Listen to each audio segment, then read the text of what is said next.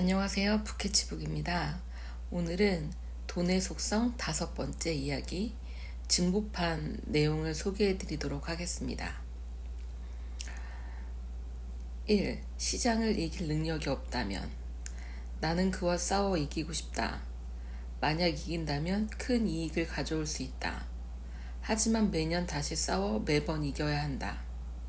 만약 그와의 싸움에서 진다면 나는 재산을 다 잃거나 다른 사람보다 상대적으로 가난하게 살아야 하고 평생 노동을 해야 한다. 사람들은 이 남자가 항상 어수룩해 보여서 수시로 싸움을 걸어보려 한다. 막상 싸워보면 한두 번 펀치도 들어가고 해볼만 하겠다는 생각도 들지만 번번이 그의 강력한 한 방에 완전히 기절을 하고 만다. 알고 보니 평범한 동네 아저씨 같은 그와 싸움을 붙었다가 나가 떨어진 사람이 한둘이 아니었다. 아침 저녁 변덕스럽고 그 속내를 알 수 없는 사람이다. 이 남자와 싸워서 이기려면 몇 년이고 운동을 하고 체력을 키워야 겨우 이길 수 있지만 조금만 방심해도 곧바로 질 것이다. 이 남자는 결코 지치지 않은 체력과 끈기를 지니고 있기 때문이다.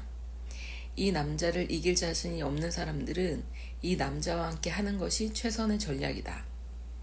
이 남자와 함께 한다는 것이 주체적이지 못하고 내 실력이 부족하다는 것을 인정하는 것 같아 많은 사람들이 주저한다. 이 남자를 이기면 승자고 이 남자에게 지면 패자라는 생각에 중간에 남는 것도 마땅치 않아 꺼려한다. 이 남자의 이름은 성은 마켓이고 이름은 S&P 500이다. 월스트리트 저널은 2021년 11월 말 현재 미국의 액티브 펀드 중 85%가 S&P 500 지수 상승률을 밑돌았다고 보도했다. 액티브 펀드란 시장의 평균 성장을 앞서겠다고 만든 펀드들이다. 그러나 15%를 제외한 많은 펀드들이 결국 시장을 이기지 못했다.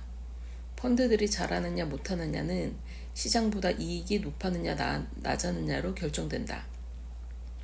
이때 우리의 인식에는 시장 평균이라는 용어가 자리 잡는다. 즉 시장과 똑같이 벌면 평균은 한 것이기에 잃지도 벌지도 않은 상태, 즉 중간처럼 인지된다. 그러나 시장을 뜻하는 S&P 500 인덱스 지수를 샀더라면, 즉 미스터 마켓과 함께 했더라면 수익률 상위 15%에 해당된다는 뜻이다. 중간이 아니다. 상위 15%다. 대부분의 개인이나 펀드들이 시장의 성장만도 못하기에 시장을 따라가기만 해도 상위 15%에 들어간다는 뜻이다. 투자는 해야겠는데 특정 주식을 사기엔 이해나 공부가 부족하고 시간이 없으면 그냥 시장을 사는 것을 추천한다. 펀드를 사라는 뜻이 아니다. 펀드 중에도 S&P 500 인덱스를 추종하는 펀드를 사야 한다. 그렇게라도 시장과 같이 가면 최소한 상위 15% 안에 들어갈 수 있다. 주가가 상승해도 모든 사람이 돈을 버는 것이 아니다. 우상향하는 주식이라도 주가는 상승과 하락을 하며 올라가기에 여전히 투자 이익을 거두기는 힘든 사람들이 많다. 나 역시 내가 직접 투자를 하지 못하는 상황이 오거나 내 재산을 아내가 유산으로 관리해야 할 일이 생기면 워렌 버핏과 마찬가지로 무조건 S&P 500을 추종하는 ETF니 VOO나 SPY 같은 펀드를 사라고 유언할 셈이다. 시장이라는 남자를 이길 자신이 없으면 이 남자와 함께하는 것이 최선이기 때문이다. 이 남자에게 졌을 때를 상상하면 끔찍하기 때문이다. 2. 당신의 재산을 지키기 위해 투표하라. 사람들이 정치에 관심을 가지거나 정치적 행동을 하면 흔히 두 가지 경우의 부정적 견해를 얻는다. 첫 번째 부정적 견해는 시인이 무슨 정치냐? 시나 잘 써라. 교수가 무슨 정치냐? 학생들이나 잘 가르치지.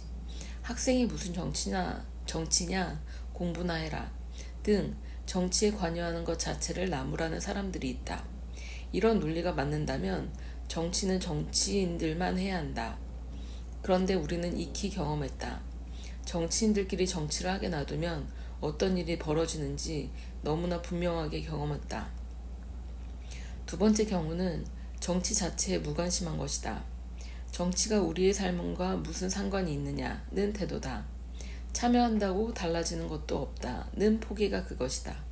정치 무관심 역시 정치인들만 자신들의 이익을 위해 일하게 되는 환경을 만들어준다. 다른 모든 영역과 달리 정치라는 영역은 그 사람의 직업과 상관없이 모든 사람이 관여할 수 있고 관여하고 참여해야 하는 영역이다. 우리는 자유민주주의 주권자 자격을 가지고 태어났다. 나와 나의 삶에 영향을 주는 모든 일에 의사를 표명하고 권리를 주장할 수 있다. 이에 따른 법과 규정을 만들고 이를 집행할 사람들을 뽑거나 직접 참여할 수 있는 시민의 권리가 있다. 이런 시민의 권리를 이해하지 못하거나 실천하지 못하는 사람은 스스로 자유인임을 포기하고 남의 삶의 도구가 되는 인생을 받아들인다고 봐야 한다. 당신의 삶에 이익이 되는 정당이나 정치 지도자를 지지하고 응원하고 투표하라. 마땅히 그럴 만한 정당도 지도자도 없다면 전체 국민의 장기적 공동체 이익에 부합하는 곳이라도 찾아라. 당신의 삶과 당신의 자산은 당신이 직접 지켜야 한다. 당신의 임금 구조나 세금 혹은 세금이 지출되는 모든 자원 환경은 당신의 근로시간, 환경, 인생, 노후의 모든 것에 영향을 끼친다. 그러니 당신은 정치에 관심을 가지고 정당과 정치 지도자들에 대한 공부를 노동시간 못지않게 중요하게 생각해야 한다. 정치는 정치인이 하는 것이 아니다. 정치는 국민 모두가 하는 것이다. 정치인은 단지 사안과 시기에 따라 고용되거나 해고될 뿐이다. 나는 세상의 고용주 중에 자신이 고용한 사람의 지시를 받거나 내가 누굴 고용했는지 모르고 급여를 주는 사람을 본 적이 없다.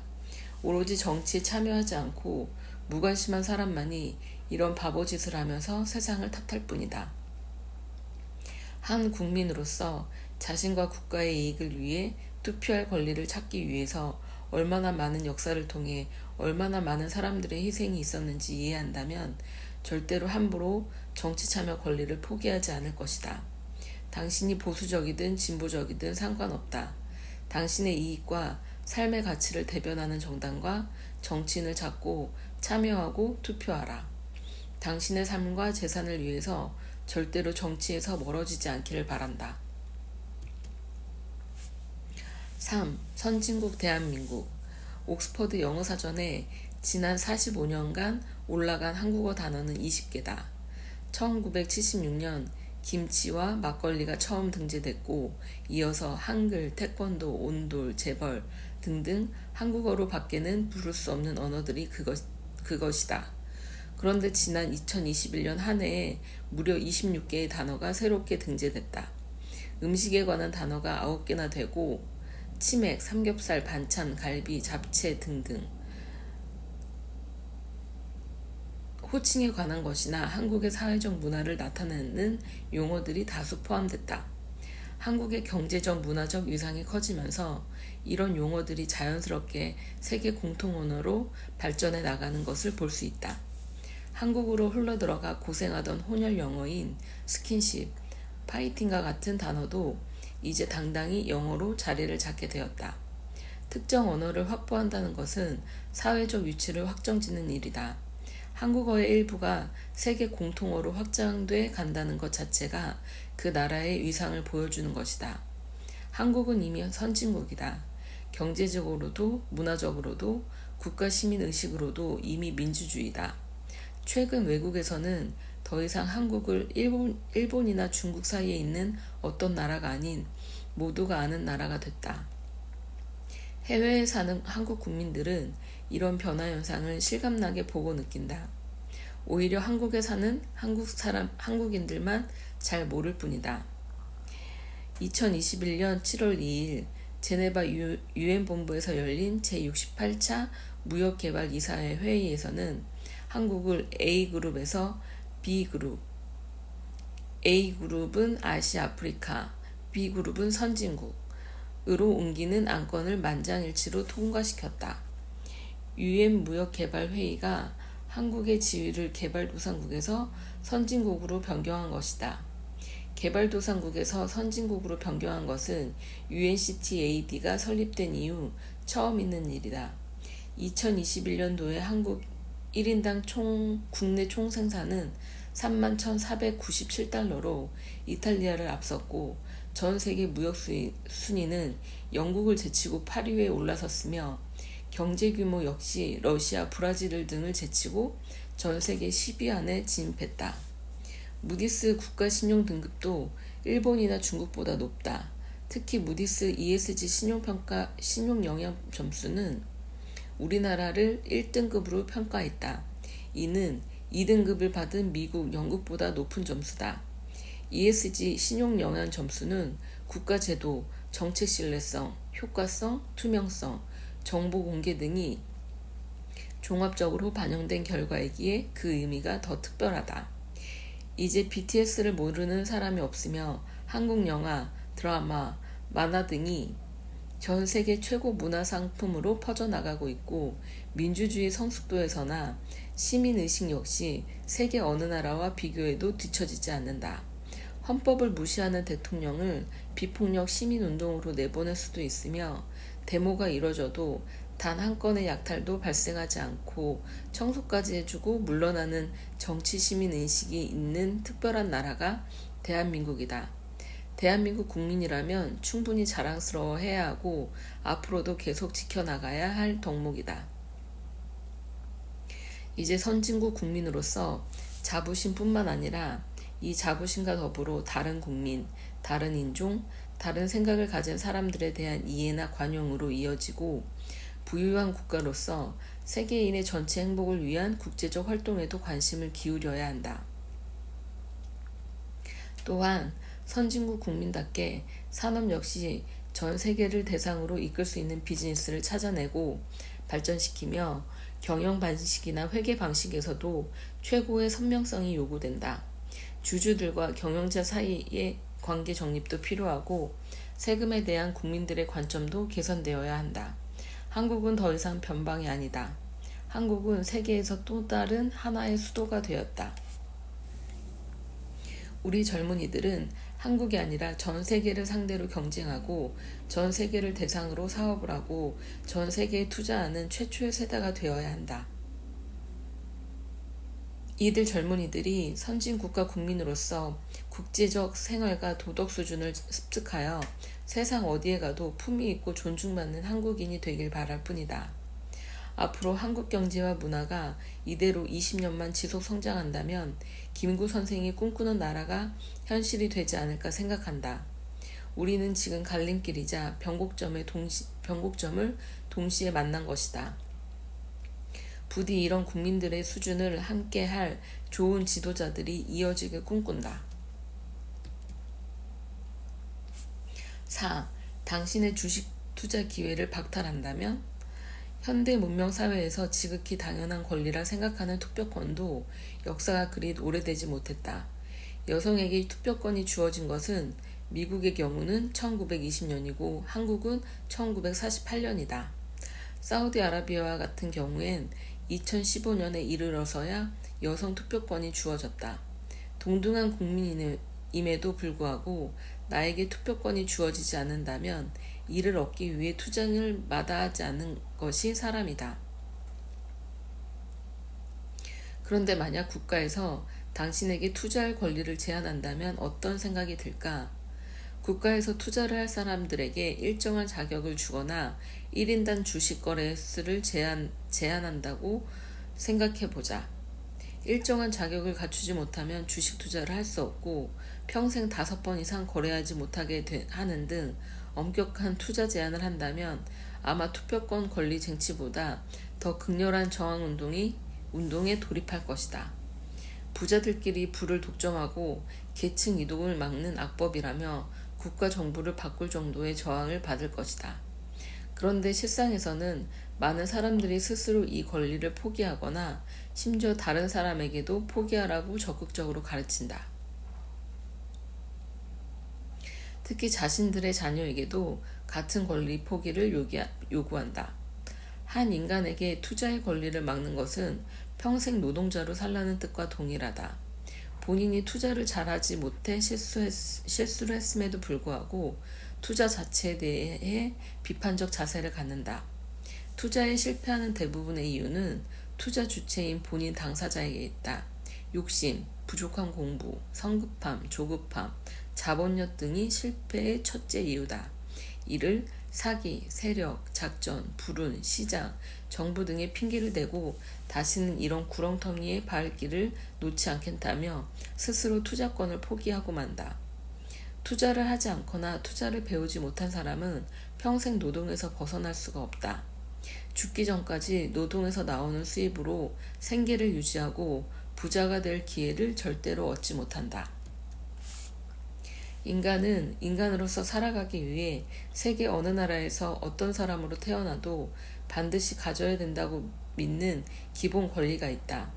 이런 기본권의 특성은 인종, 성별 등에 구애받지 않고 모든 인간이 보편적으로 누릴 수 있는 보편성, 인간만이 인간이기에 당연히 갖는 고유성, 인간으로서 존재할 수 있는 한 누릴 수 있는 항구성, 인간을 위한 권리이므로 제한할 수 있으나 본질적 내용은 침해할 수 없다는 불가치성, 천부인권으로서의 자연권성 등으로 법률은 보장하고 있다.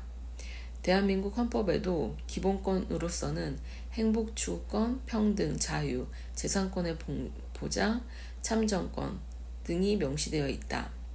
국제연합도 거주 이전의 자유, 종교의 자유, 표현의 자유, 자유권 등 9가지 기본 권리를 명시해 놓았다.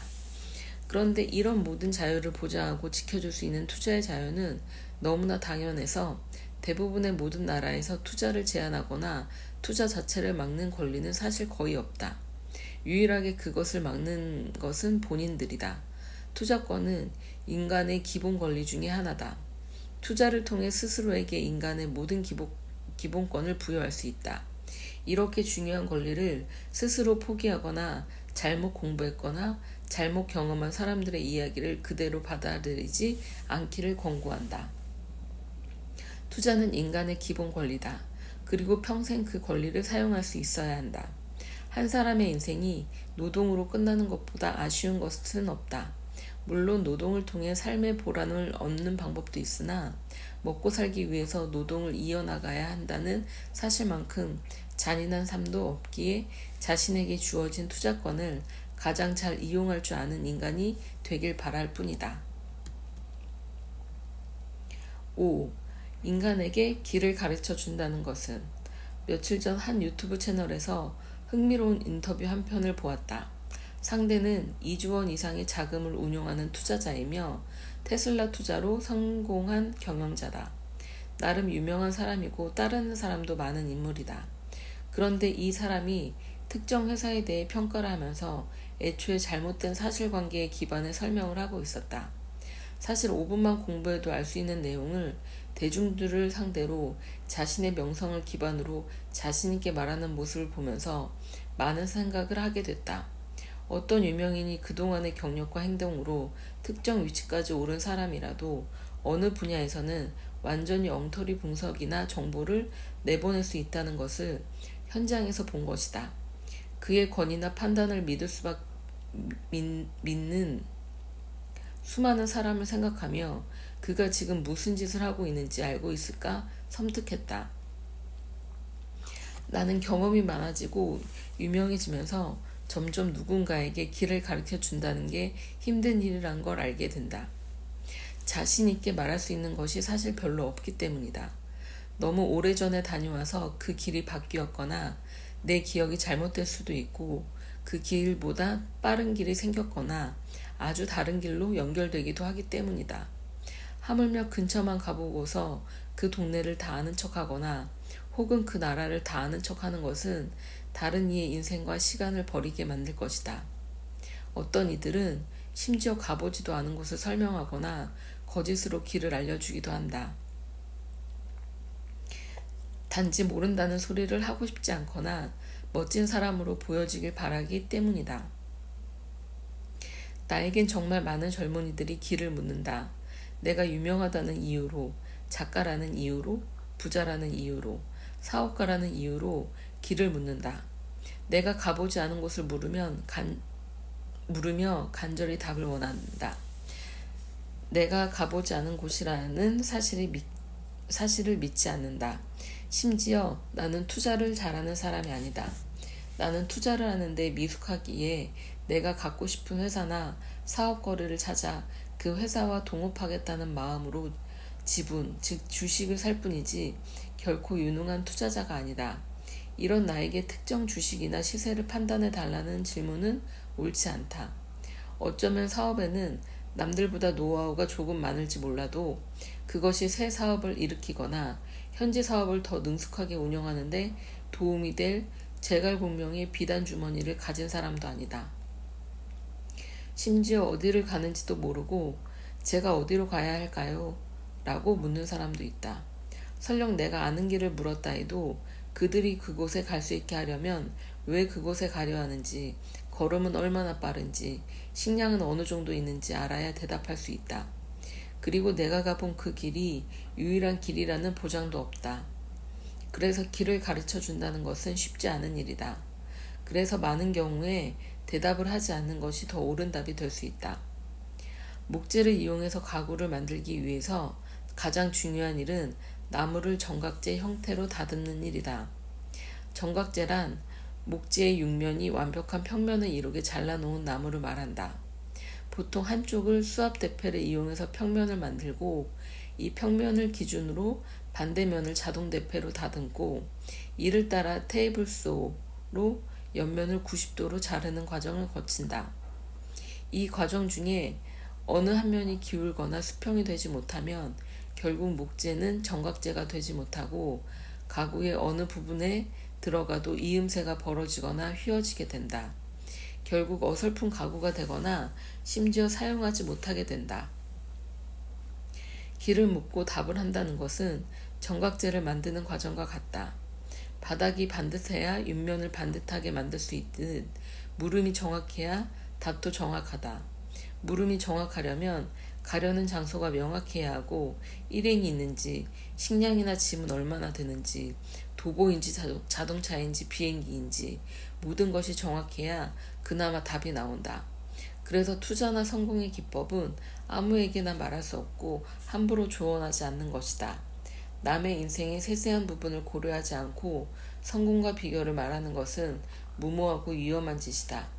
함부로 이곳에 투자하면 돈 번다. 이렇게 투자하라. 성공의 비법은 이것이다. 라고 말하는 것이 점점 어렵고 조심스러운 이유를 길게 적어봤다. 6. 난 오늘 언제라도 내 운명을 바꿀 기회가 있다. 고등학교 시절엔 대학에 가지 못하면 인생이 끝나는 줄 알았다. 낙오자가 되는 기분이었다. 대학을 졸업 못하거나 직장을 잡지 못하면 역시 낙오자가 되는 줄 알았던 시절이 있었다. 사업에 실패하고 앞이 안 보일 때도 같은 생각이 들었다. 그렇게 30이 넘고 40이 되었다.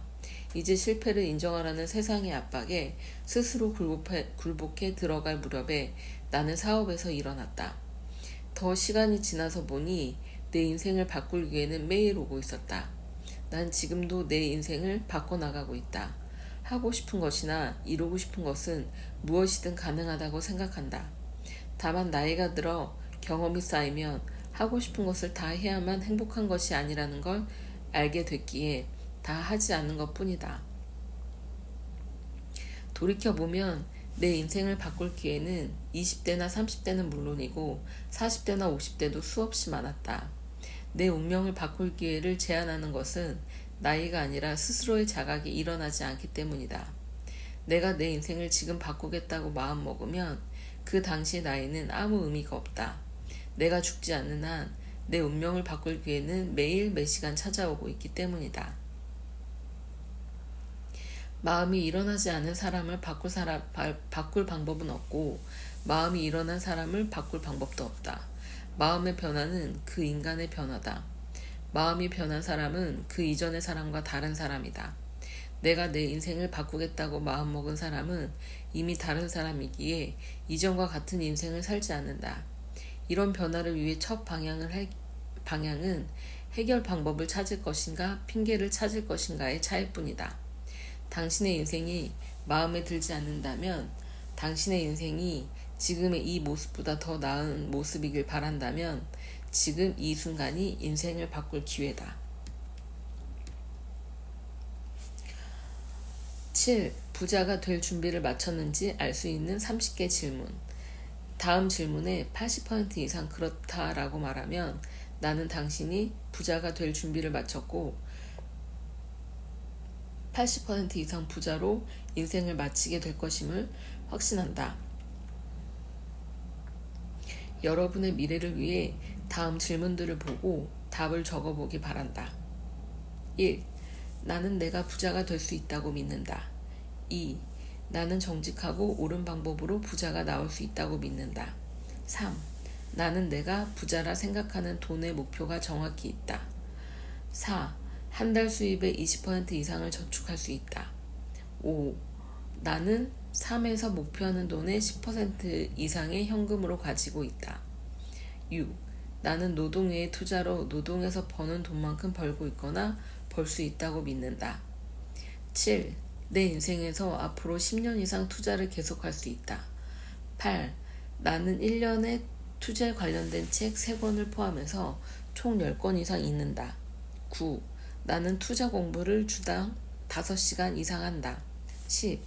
특정 주식을 2년 이상 보유하여 이익이 낸 적이 있거나 보유 중이다. 11. 나는 지금 미국 연방준비은행 현재 금리가 얼마인지 알고 있다. 12.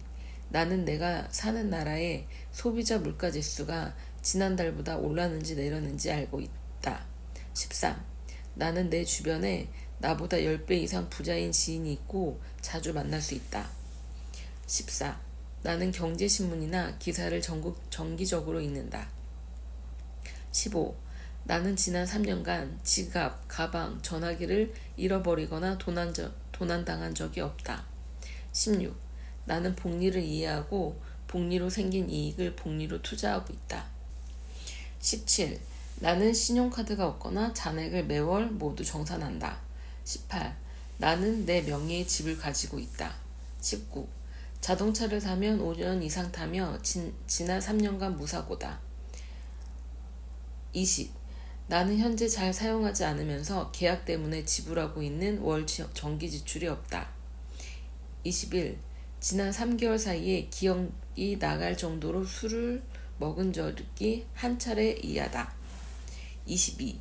치료를 위해 먹는 약이 3가지가 넘지 않는다. 23. 일주일에 5시간 이상 운동을 한다. 24. 하루에 6시간 이상의 수면과 2시간 이상의 개인 시간을 가질 수 있다. 25. 자신이나 부양가족 중에 중병을 앓는 사람이 없다. 27. 배가 터지게 밥을 먹은 적이 한 달에 2차례 이하이다. 27. 계약서나 영수증을 날짜별로 모아두는 곳이 정해져 있다. 28. 각종 암호가 잘 정리되어 있고 항상 업데이트하고 있다. 29. 지난 3년간 경찰서나 법원에 다녀온 일이 없다. 30.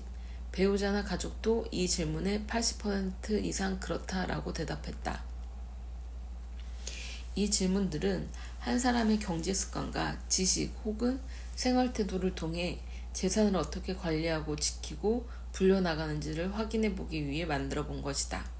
질문은 개인의 생활 환경, 가족, 버릇, 습성, 태도, 건강 상태, 경제적 지식, 관심도, 공부 등을 고려해 만들어 본 것이다.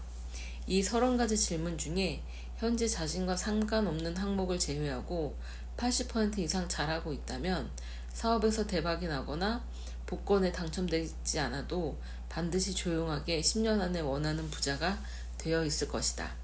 반대로 상당 부분에 아니다라고 답을 했다면 이 책 돈의 속성 구석구석에서 관련된 내용을 찾아 읽고 태도와 습관을 고치기를 권한다. 8. 사회적 기업을 꿈꾸는 젊은이들에게. 몇 해 전 필리핀에 갔을 때 필리핀의 맥도날드라 불리는 졸리비 매장 창가에서 동료들과 점심을 먹고 있을 때였다. 창가 유리 너머로 5살쯤 된 남자아이가 보였다. 꼬질한 얼굴에 굶주린 상태로 내 햄버거에서 눈을 떼지 못하고 쳐다보는 아이가 안쓰러워 같이 간 사람에게 양해를 구하고 아이를 안으로 들어오게 했다. 콤보 메뉴 하나를 시켜 옆에서 먹게 했는데 정신없이 순식간에 먹어치우고는 이내 사라졌다. 놀라운 일은 다음이었다. 우리 일행이 식사를 마치고 나가자 문 앞에 40여 명 가까운 아이들이 기다리고 있는 것이다. 음식을 얻어먹은 아이가 저 아저씨다 라는 뜻으로 손가락을 가리키자마자 아이들이 옷자락을 잡으며 몰려들어 자기들도 사달라고 조르는 것이었다. 너무 많은 아이들에 놀라 자리를 뜨려하자 차에까지 몰려와서 앞뒤를 막고 차를 막대기로 치는 상황이 벌어졌다. 나의 배려가 나와 동료들에게 위험과 피해가 돼버린 것이다. 사실 착한 것과 의로운 것은 다른 것이다. 착하다를 한자로 표기한 것이 선이다. 착하다는 사전적 의미처럼 언행이나 마음씨가 곱고 바르며 상냥하다 정도에서 그친다. 반면에 의롭다는 것은 자신에서 끝나는 것이 아니라 주변에 영향을 주고 사회 전체에 그 가치가 전달되는 경우를 말한다. 그래서 선함에는 분노, 응징, 행동, 용기, 심지어 복수까지도 이어질 수 있다. 사실 착한 부자가 되긴 쉽다. 베풀면 된다. 그러나 부라는 것은 제한된 가치라서 아무리 부가 많아도 착한 행위를 지속하기는 힘들다. 내가 아무리 부자라도 필리핀 어린아이들을 다 먹일 수 없다. 필리핀 국가도 못하는 일이다. 데이비드 비즐리 세계 식량계획 사무총장은 2021년 CNN과의 인터뷰에서 머스크와 아마존 창업자 제프 베이조스 등을 거론하며 일회성으로 60억 달러를 기부하면 세계 기아 문제를 해결할 수 있다고 말한 적 있다.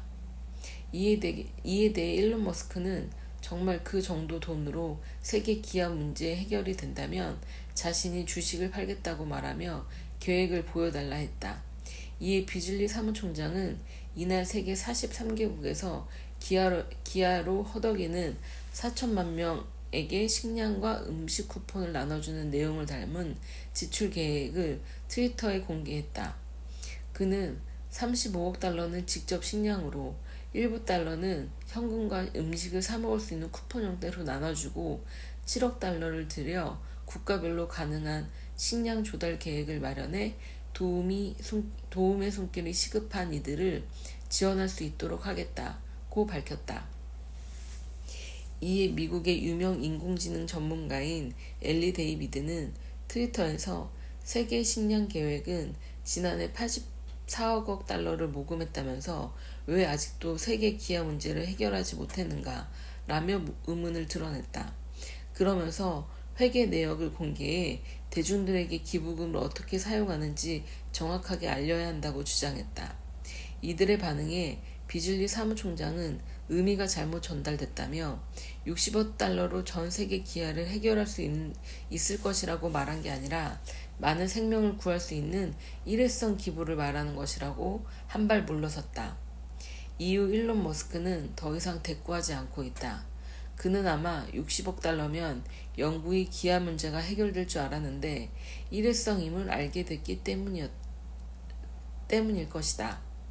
선한 행위를 할 때에는 위급함이나 영구 해결 혹은 최소한 지속적일 때 그 가치가 있다. 이 세 가지 원칙이 아니라면 의로움에 따라 행동해야 한다. 따라서 의롭기 위해서는 냉철할 때도 가차 없을 때도 비난에 부딪힐 때도 있는 것이다. 착한 사람은 누구나 칭찬을 하지만 반대로 의로운 사람은 못된 사람으로 보이기도 한다. 그래서 착한 것보다 의로운 것이 힘들다. 흔히 선하다는 반대는 악하다고 알려져 있지만 선함에도 악함이 들어있다. 온전히 순수한 선함은 존재하지 않기 때문이다. 착하다 속에는 무능이나 무지, 순진함, 어리석음이 어느 정도 포함되어 있기 때문이다. 또한 착한 사람이 가장 위험한 것은 자신의 착한 행위가 신념이 되어 지속될 때다. 이러다 반드시 큰 실망을 하게 될 때가 있다. 도움을 받는 사람에게서 오히려 모욕과 피해를 당하는 일도 생기기 때문이다. 그래서 생면부지의 외국인에게 자기들은 왜 햄버거를 사주지 않느냐며 막대기로 차를 때리는 아이들을 만날 수밖에 없는 것이다. 그런 일이 생기면 혼자 선한 사람이 되어 자신을 돕지 않는 주변을 원망하거나 더 이상 남을 돕지 않는 방관자로 살아가게 된다. 하지만 나는 여전히 착한 사람이 좋다. 어렵고 불쌍한 사람에게 연민을 느끼고 남의 아픔에 공감하고 도와주는 사람이 좋다. 그런 사람에게 끌리고 아름다워 보인다. 그런 착한 사람들은 걱정이 많다. 자신에 대한 걱정보다 남들에 대한 걱정을 더 많이 한다. 걱정이 많으니 일이 많고 잔소리도 많고 돈도 많이 들어간다. 이런 사람들을 위해 내가 착함과 의로움의 경계를 단호하게 정리해 줄 것이 있다. 그 경계는 이렇다. 형제라면 건강까지 걱정하면 된다. 부모라면 잠자리까지 걱정하면 된다. 자식이라면 반찬 걱정도 괜찮다. 이웃이라면 굶지 않는지, 아는 사람들이라면 살아있는지 걱정하는 것으로 충분하다. 이 외의 걱정할 힘이 남아있으면 지역 공동체나 사회에 대한 걱정으로 대신하면 된다. 그것만으로도 충분히 착한 사람이고 훌륭한 사람이다. 오히려 내가 정말 착한 사람, 좋은 사람이 되려면 누구에게도 걱정을 만들지 않고 나 하나라도 우뚝 서 있어야 한다. 빚지지 않고 정신적으로도 육체적으로도 건강하면 그 자체로 착한 사람이다. 아주 가까운 가족에게 걱정을 만들지 않는 사람이 가장 착한 사람이 될 자격이 있는 것이다. 우리는 하늘을 날고 지구를 구하는 슈퍼맨쯤 돼야 영웅인 줄 알지만 하루 종일 아이들 돌보고도 아직도 웃고 있는 엄마나 하루에 12시간이라고 들어와 쓰레기를 버리러 나가는 남편이 얼마나 대단한 영웅인지 짐작하지 못하고 산다.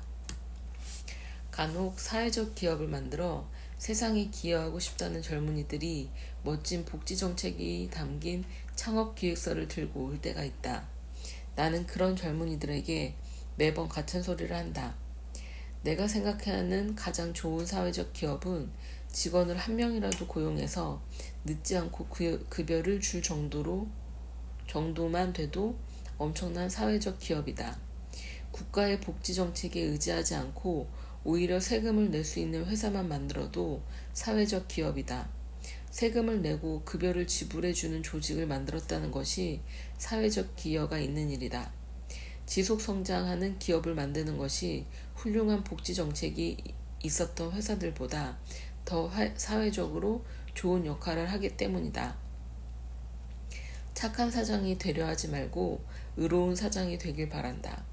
그래서 자식의 반찬 걱정, 부모 잠자리 걱정, 형제들 건강 걱정을 먼저 하며 사는 사람이 되길 바란다. 그것이 진정한 복지다.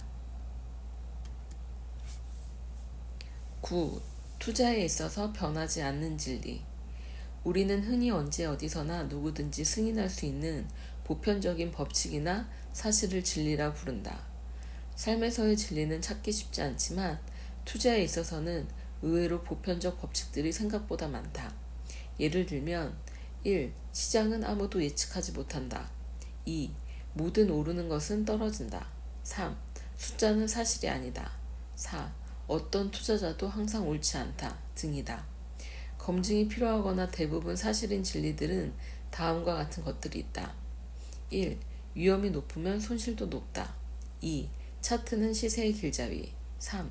소문에 사고 뉴스에 팔라. 4. 분할 매수 분할 매도. 5. 레버리지 절대 금지. 6. 종목과 사랑에 빠지지 말라. 7. 위기는 기회다. 8. 계란을 한 바구니에 담지 말라 등이다. 나는 이런 교훈들은 도구로 생각한다. 각각의 교훈들은 내가 취미 삼아 일하고 있는 목공소 벽에 걸린 도구들 같다. 조그마한 커피 테이블 하나 만들려 해도 별별 기계나 도구가 등장한다. 먼저 나무를 잘라내는 테이블소도 필요하고 전기각도 절단기도 필요하다.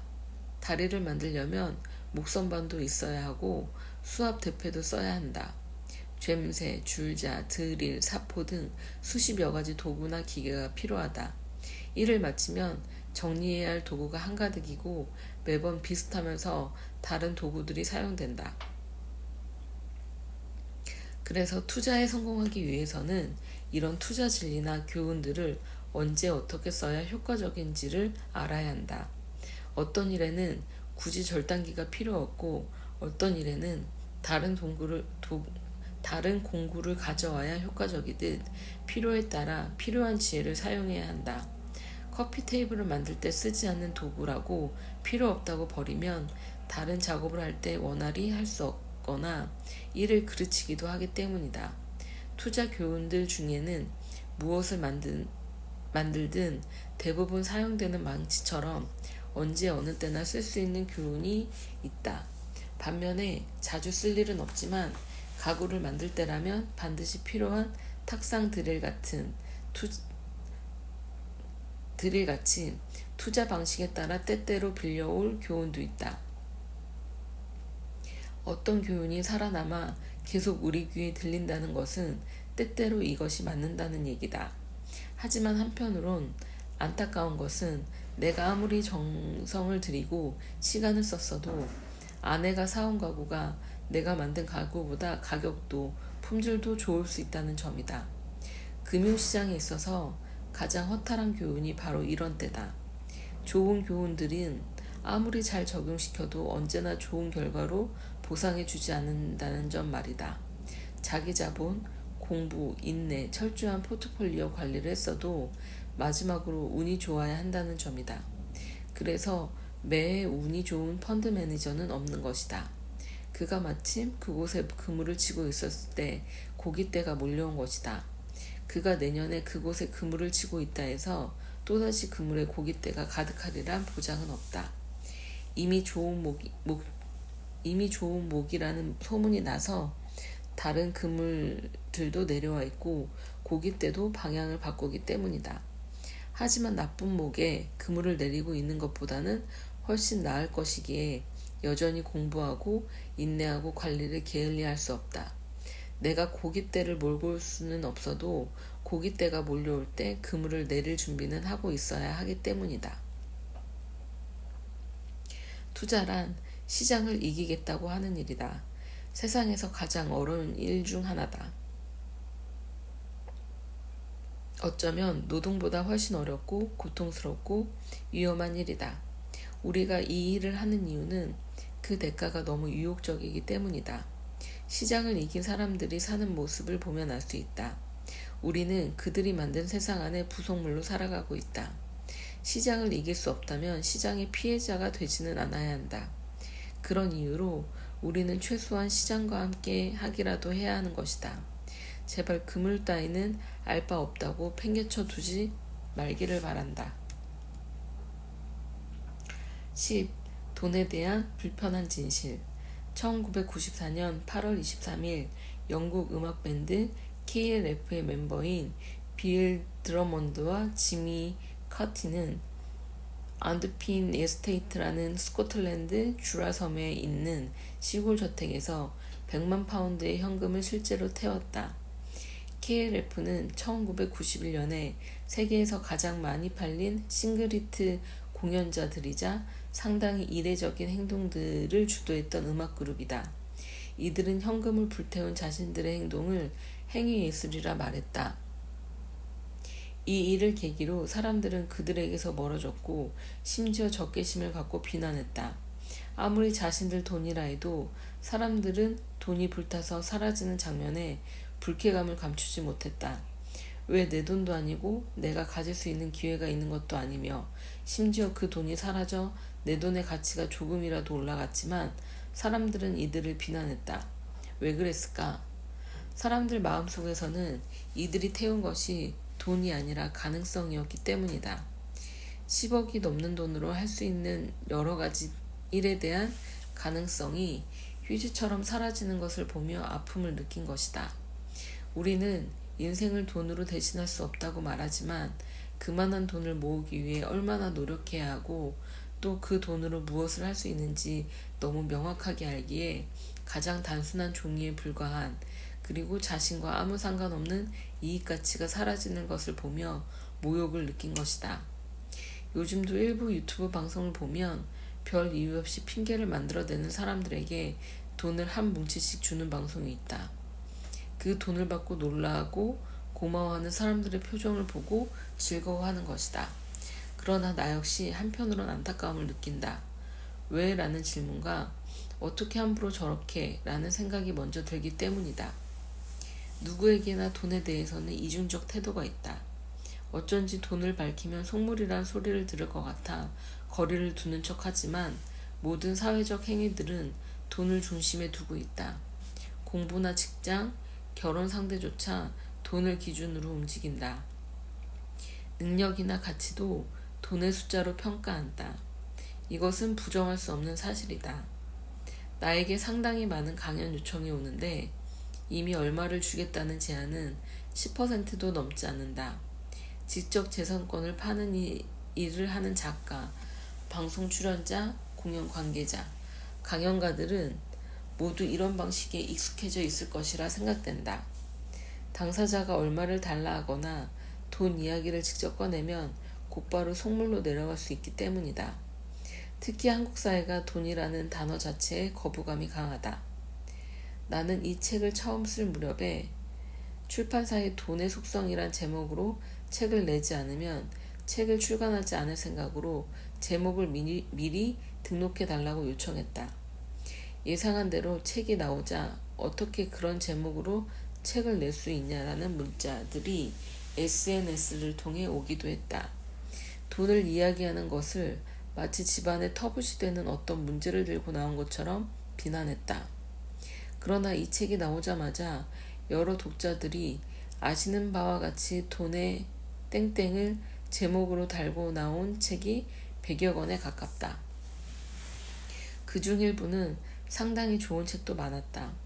이제 한국에서도 돈에 대한 터부가 사라지고 돈을 현실적으로 제대로 공부하고 이해하는 문화로 반전된 것이다.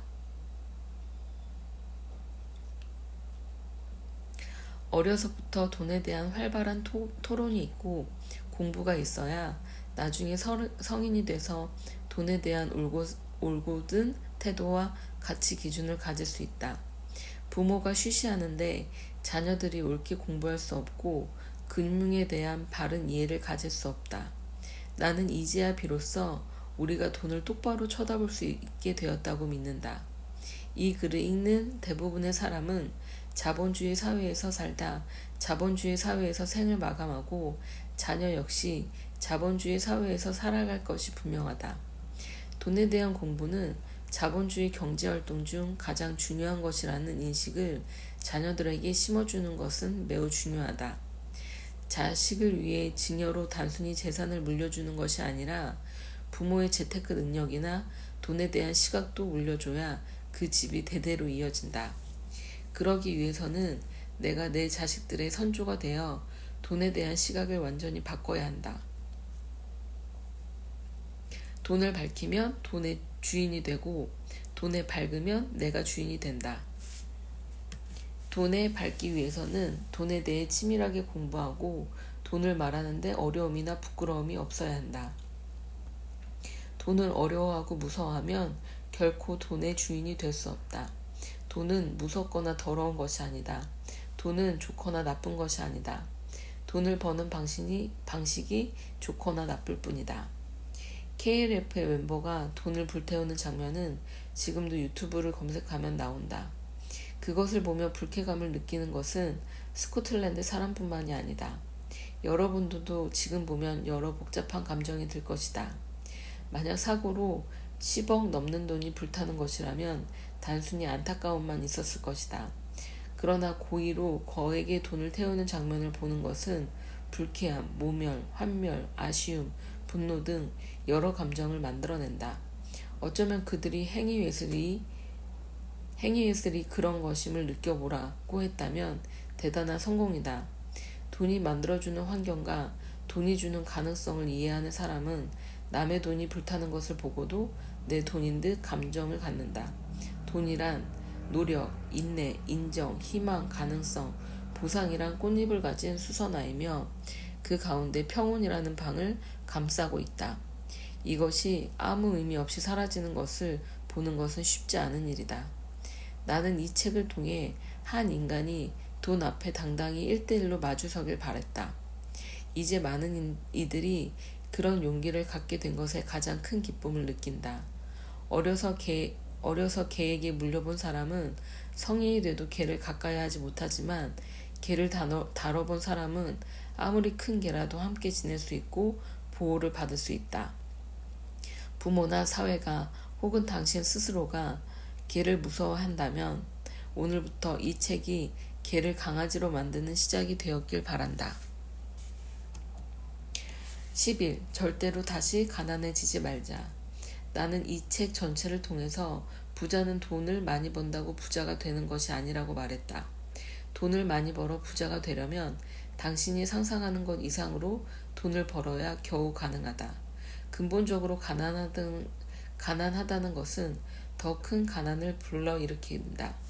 가난한 사람들은 더 많은 사고에 노출되며 몸이 다치는 일이 많으며 과도한 노동과 영양상태 불균형으로 병에 자주 걸린다. 따라서 직업 선택의 폭이 더 줄어들고 점점 더 나쁜 상태로 떨어진다. 가난은 그 자체가 대가를 요구하며 한 인간을 몰락시킨다. 온 가족이 가난해도 똘똘 뭉쳐 함께 위로하고 격려하며 좁은 방에서 온기를 나누며 그래도 행복하게 산다는 이야기는 판타지다. 가난해도 행복했다 말하는 사람은 덜 가난했을 뿐이다. 가난하면 집안에서 사생활이 없고 쉴 수도 없어 신경질이 들고 싸우기 수다. 음식을 놓고 경쟁하고 부모에 대한 존중과 자식에 대한 애정도 피곤과 절망을 이기지 못한다. 그래서 서로 밖으로 돌고 만나면 폭력적으로 변하는 것이 더 일상이다. 가난하면 선택권이 사라지고 경제적 고립이 증폭되고 이는 서로 회전하며 악순환을 만든다. 가난은 그 자체가 경제적으로, 정서적으로 또한 건강에서도 엄청난 고리이자를 요구하는 셈이다. 이 이자를 감당하기 위해 모든 기회들을 포기해야 하는 것이다. 기회가 사라진다는 것이야말로 가장 혹독한 이자인 셈이다. 그래서 어느 정도 안정적인 삶을 유지하는 사람이라도 다시 가난해지지 않도록 긴장을 늦추면 안 된다. 그리고 사회생활을 시작하는 젊은이들도 워라밸이나 욜로족, 소확행 같은 개념에 함부로 동조하지 않기를 바란다. 일과 삶의 균형을 갖춘다는 멋진 말이 당신 인생을 송두리째 날려버릴 수 있기 때문이다. 워라밸이라는 매력을 함부로 받아들였다가는 워도라도 사라질 수 있다. 가치를 느끼지 못하고 원하지 않은 직업에서 남이 시키는 일을 마지못해 하면서 인생의 밸런스까지 유지하겠다는 소리는 스스로를 너무 무책임하게 방치시키는 일이다. 일이란 스스로 알아서 하고 가치를 느끼면 그것 자체가 인생이다. 이는 시간적 배분의 문제가 아니다. 욜로족은 그들은 어차피 결혼이나 주택 구입 등이 어려우니 내 인생의 즐거움을 위한 적극적인 소비를 통해 존재 가치를 느낀다. 하지만 언제까지 그런 상태가 가능할까? 스스로 개미 귀신이 만든 모래 함정으로 빠져들어가는 모습이다. 어설픈 위로를 한답시고 강연을 통해 함부로 욜로나 워라밸을 외치는 사람들을 보면 무책임하다. 막상 한 개인이 실직을 하거나 아무런 대책 없이 나이가 들었을 때 이를 주장하던 사람은 아무 책임을 지지 않을 것이다. 내 삶에서 가장 중요한 것은 내가 주도하는 삶이다. 내가 하고 싶은 일을 내가 자의적으로 하고 가치를 느끼면 그것이 워라밸이고 소확행이다.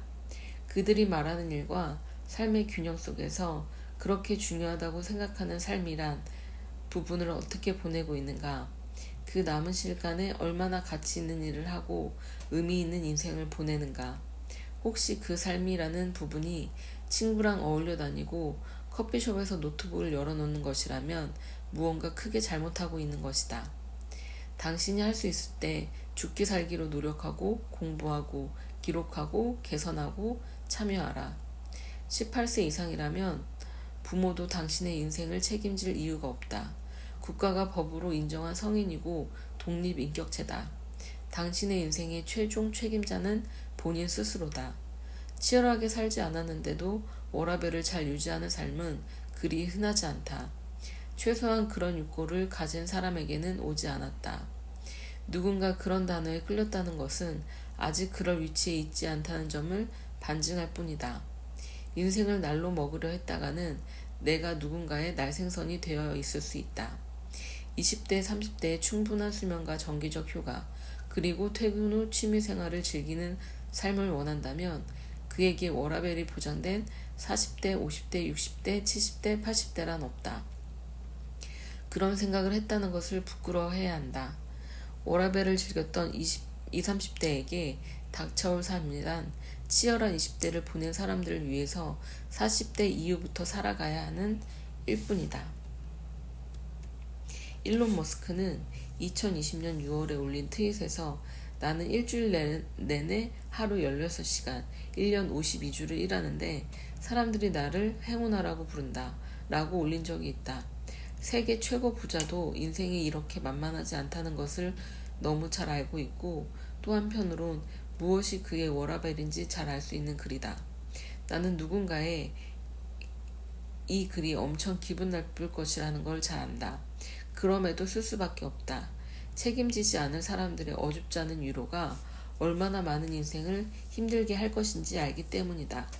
한 명이라도 개미 귀신의 모래 구멍에서 빼내어 와야 한다고 생각하기 때문이다. 젊은 친구들, 이것은 현실이다. 에필로그. 책 쓰는 일은 여전히 가장 어려운 일 중에 하나입니다. 그동안 사장학개론 수업을 통해 3천여 명의 사업가들을 가르치는 동안 돈에 대한 여러 문제가 가장 현실적인 고민이라는 것을 매번 느꼈습니다. 이 문제는 실제 경영을 하고 있는 사람에게 국한된 문제가 아닌 모든 사람들의 문제로 보였습니다. 그래서 경영자가 아닌 모든 사람과 특히 사회생활을 시작하려는 하는 젊은이들 중심으로 하고 싶은 이야기들을 모두 적어본 것입니다. 사실 2020년은 안식년 휴가를 보내고 있었습니다. 강연이나 수업도 모두 중단하고 세계 이곳저곳을 여행하고 책을 읽으면서 보내려고 했습니다. 그러나 3월부터 코로나 바이러스가 전 세계에 영향을 주면서 집안에 격리된 김에 그럭저럭 원고를 마감할 수 있었습니다. 시도 때도 없이 자료조사와 교정 요청을 도와준 조카딸 박지영에게 특별히 고마움을 전하고 강연이나 수업마다 따라와서 내용을 필사해준 제자 김현진 군에게도 감사를 드립니다. 혹시 기술한 내용에 있는 경제 용어, 이론, 숫자 등이 전문가들 보시기에 부족함이 있을 수 있으나 경제학자가 아닌 투자자의 한 사람으로 이해하고 기술한 내용이니 이해해 주시기 바랍니다. 이 책이 많은 사람에게 경제적 자유를 주는 기회와 방법이 된다면 큰 보람이 될 것입니다. 2020년 4월 19일 김승호. 네, 이렇게 돈의 속성 대장정의 막을 내렸습니다. 이 책을 읽으면서 저도 배운 것이 너무나 많습니다. 부끄러운 점도 참 많이 느꼈고요. 여러분은 어떻게 살고 계신지 모르겠습니다만 이 책이 분명 도움이 되셨을 거라 생각이 듭니다. 다음에도 또 좋은 책으로 인사드리도록 하겠습니다. 감사합니다.